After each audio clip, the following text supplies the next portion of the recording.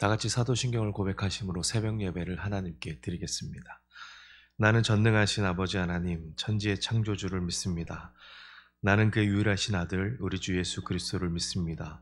그는 성령으로 잉태되어 동정녀 마리아에게서 나시고 본디오 빌라도에게 고난을 받아 십자가에 못 박혀 죽으시고 장사된 지 사흘 만에 죽은 자 가운데서 다시 살아나셨으며 하늘에 오르시어 전능하신 아버지 하나님 우편에 앉아 계시다가 거기로부터 살아있는 자와 죽은 자를 심판하러 오십니다. 나는 성령을 믿으며 거룩한 공교회와 성도의 교제와 죄를 용서받는 것과 몸의 부활과 영생을 믿습니다. 아멘. 찬송가 549장 찬송합니다. 내 주여 뜻대로 행하시옵소서.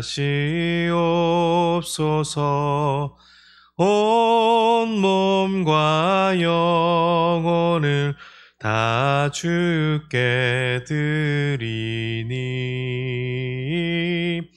이 세상 고락간 주 인도하시고 날 주관하셔서 뜻대로 하소서. 내 주여 뜻대로 행하시옵소서. 큰 근심 중에도 낙심케 마소서. 주님도 때로는 울기도 하셨네. 날 주관하셔서 뜻대로 하소서. 내 주여 뜻대로 행하시옵소서. 내 모든 일들을 다 주께 맡기고 저 천성 향하여 고요히 가리니 살든지 죽든지 뜻대로 하소서. 아멘.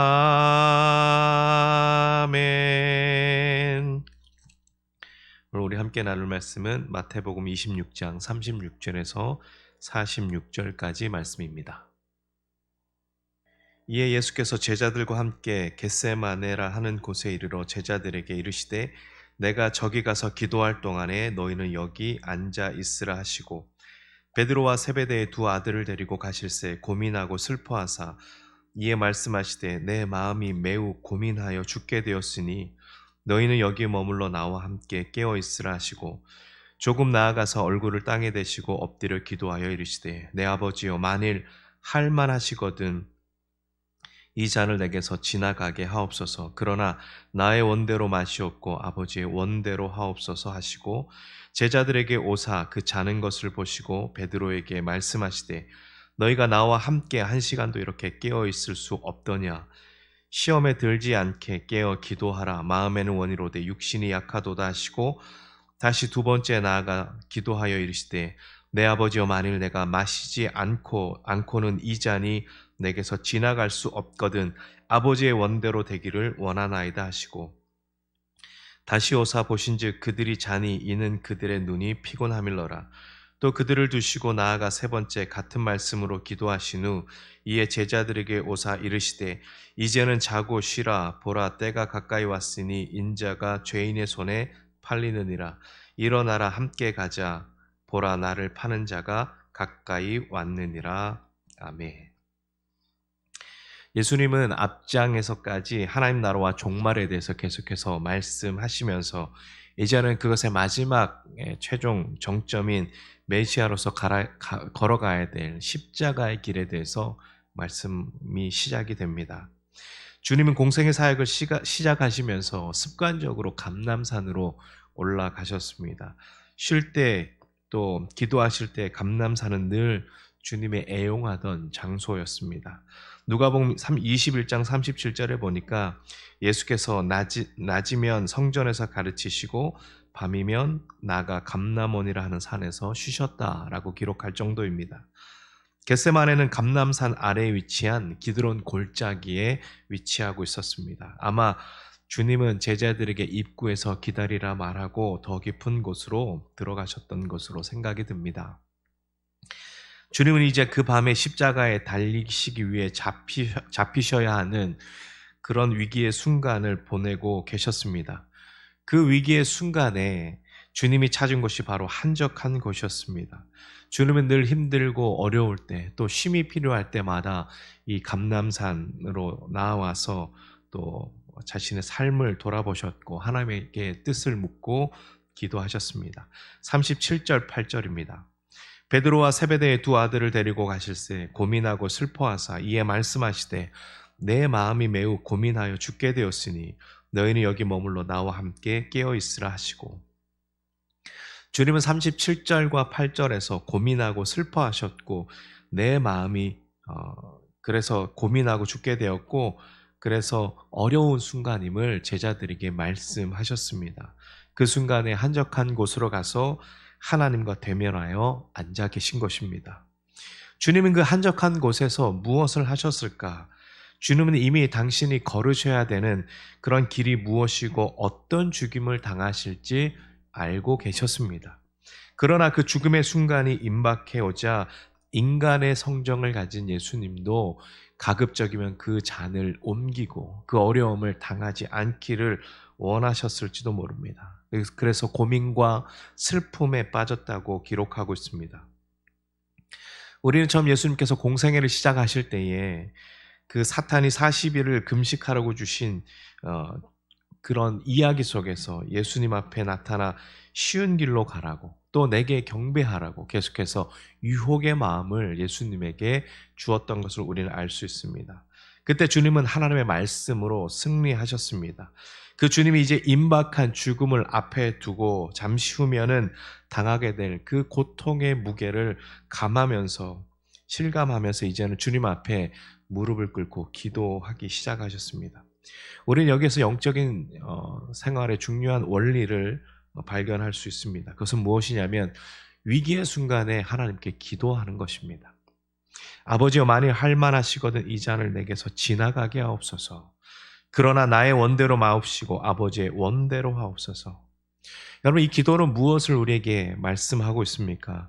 이 기도의 핵심이 바로 나의 원대로 말고 하나님의 뜻대로 하는 것에 이 기도의 핵심이 있다는 것입니다. 예수님의 마음 상태를 고민하고 슬퍼하셨다라고 말씀하고 있지 않습니까? 왜 그렇습니까? 이제 자신에게 다가올 이 잔은 분명히 하나님의 진노의 잔이고 고난의 잔이었던 것을 알고 계셨기 때문입니다. 예수님이 마셔야 될 잔은 바로 앞부분에 있는 성찬식 때 했던 그 잔이 아니라 이 잔은 바로 고난의 잔이고 십자가와 고통의 잔이었습니다. 이 잔이 인간 예수님의 마음에 너무 고통스러워서 그냥 지나가기를 바라셨던 것이죠. 예수님은 그것을 마시고 싶지 않으셨을 것입니다.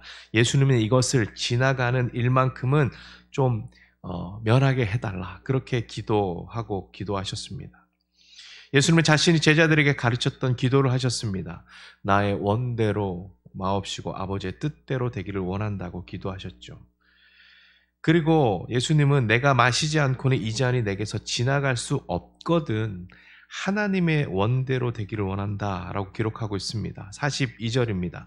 다시 두 번째 나아가 기도하여 이르시되 내 아버지여 만일 마시지 않고는 이 잔이 내게서 지나갈 수 없거든 아버지의 원대로 되기를 원하나이다 하시고, 주님은 마지막 겟세마네의 철저한 자기 부인의 순간에도 아버지의 뜻이 삶의 중심이 되고 있습니다. 순종하겠다는 결의를 다지고 있습니다. 주님은 십자가상에서 겪어야 될 철저한 유기의 순간을 기억하면서 고통스럽지만 그러나 십자가의 길을 포기하지 않으셨습니다. 여기에 오고 또 오는 세대를 향해서 주님이 우리에게 말씀하시는 것이 있습니다. 주님은 그 길이 고통스럽고 또 고난의 잔을 마셔야 되는 그것을 알고 계셨지만 또한 그 길이 한편으로는 영광의 길이요 승리의 길이라는 것도 알고 계셨습니다. 그렇기 때문에 주님이 끝까지 순종하셨던 것이죠. 아무도 없는 곳에서 예수님은 하나님과 마주해서 앉으셨습니다. 여기에 예수님의 믿음이 있었고 순종이 있었습니다. 이 기도의 시간을 통해서 예수님은 하나님의 뜻에 순종하기를 결단하신 것입니다. 비록 그 길이 힘들고 어렵지만 모든 이들을 위한 하나님의 대속의 사건인 십자가만을 통해서 구속의 사건을 완성시킬 수 있었기 때문에 예수님은 순순히 또 묵묵히 순종하셨습니다. 그리고 나서 담대히 그 잔을 향하여 걸음을 내디디셨습니다. 여러분, 고난이 올 때 우리는 기도의 자리 가운데로 나가야 됩니다. 거기서 성령의 도우심을 받고 또 위로를 얻어야 됩니다. 아무리 힘들고 어려운 일이 올 때 우리가 정말 하나님께 내어 맡기고 기도할 때 기도하고 나면 모든 것이 해결되지 않았음에도 불구하고 기도하고 나면 우리의 마음이 담담해지고 또 견고해진 것을 우리는 경험할 수 있습니다. 예수님께서도 이 문제에 직면하시고 이 고난의 잔이 무엇인지 아셨기에 가장 고통스러웠을 것입니다. 그러나 한적한 곳으로 나아가셔서 하나님과 대면하였을 때 나의 뜻보다 하나님의 뜻을 붙잡게 되셨습니다. 나의 뜻대로 하는 것은 예수님께서 보여주신 기도의 모범과 차이가 납니다. 나의 뜻대로 하면서 자기 부인이 없는 기독교는 자기의 유익만을 구하는 기독교가 되는 것입니다. 하나님의 뜻이 하늘에서 이룬 것 같이 이 땅에서도 이루어지게 하옵소서라고 알려주신 주기도문에는 우리의 뜻이 우선이 아니라 하나님의 뜻이 우선되어야 함을 말씀하고 있습니다. 예수님도 우리에게 가르쳐 주신 대로 기도하셨고 하나님의 뜻을 따라가셨습니다. 주님은 그것을 이 위기의 순간에 겟세마네 동산에서 몸소 본으로 우리에게 보여주신 것입니다. 주님이 영적으로 어려운 상황 가운데 있을 때에 함께 힘을 얻기 위해서 데려간 3명의 제자들은 예수님께서 첫 번째 기도하고 돌아오셨을 때 자고 있었습니다. 제자들은 지금 예수님에게 어떠한 일이 일어나고 있는지 감을 잡을 수 없었습니다. 막연한 추측으로 일어나서는 안 될 일인가 보다, 그렇게만 생각하고 있었던 것이죠. 제자들이 지금 상황을 잘 모르는 것 때문에 주님과 함께 깨어서 기도할 수 없었습니다. 그들은 주님의 고통과 주님의 고민을 알지 못했습니다. 그래서 주님의 고통과 기도에 동참하지 못하고 졸 수밖에 없었고 잠들 수밖에 없었던 것이죠.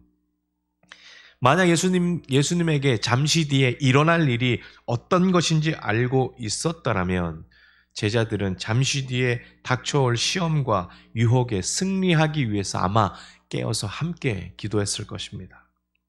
베드로는 마태복음 26장 35절에 주와 함께 죽을지언정 주를 부인하지 않겠다고 했지만 예수님께서 홀로 외롭고 쓸쓸하고 고난 가운데 계실 때에 이 제자들은 주님과 그 고난의 짐을 전혀 나눠지지 않고 있었습니다. 여러분, 이것이 우리의 연약함이고 우리의 실존입니다.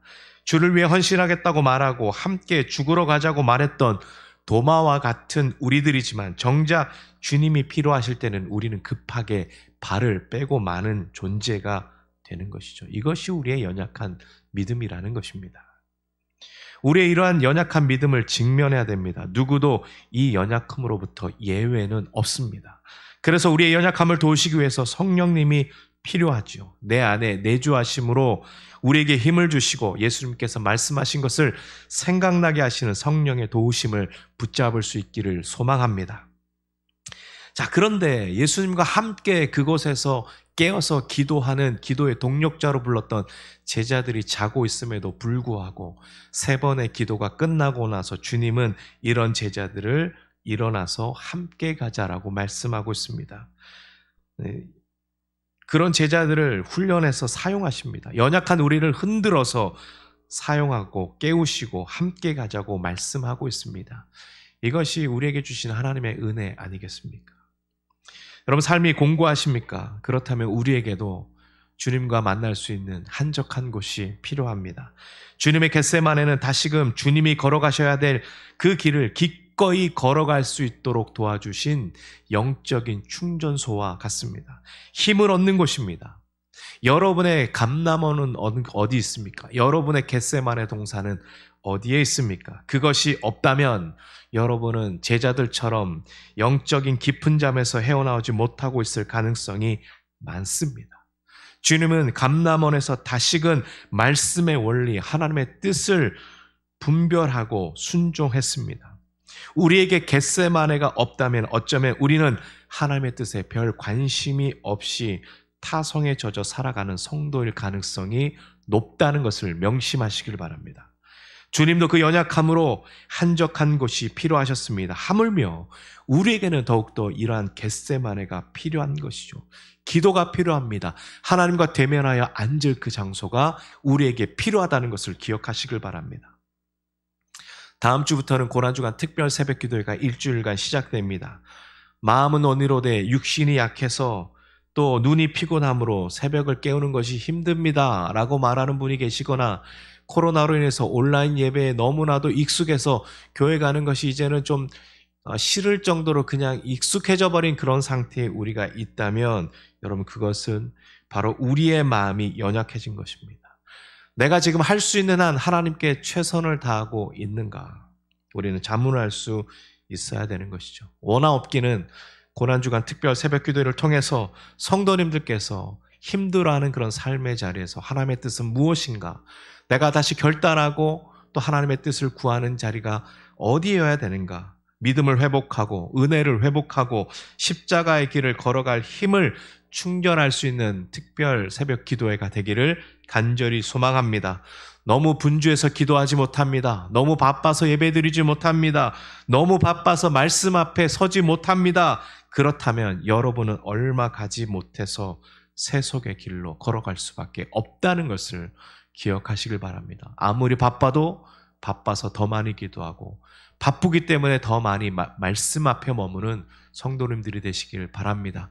다음 한 주간 특별 새벽 기도를 통해서 우리가 함께 이 자리에서 본당에서 함께 예배하고 또 온라인 예배를 드리더라도 여러분 1층에 와서 드리실 수 있습니다. 그래서 어떻게든 오셔서 함께 예배하고 또 우리가 물어야 될 우리의 연약함 또 순종해야 될 우리 삶의 자리 하나님께 맡겨드릴 수 있는 여러분이 되시기를 간절히 소망합니다. 기도하겠습니다.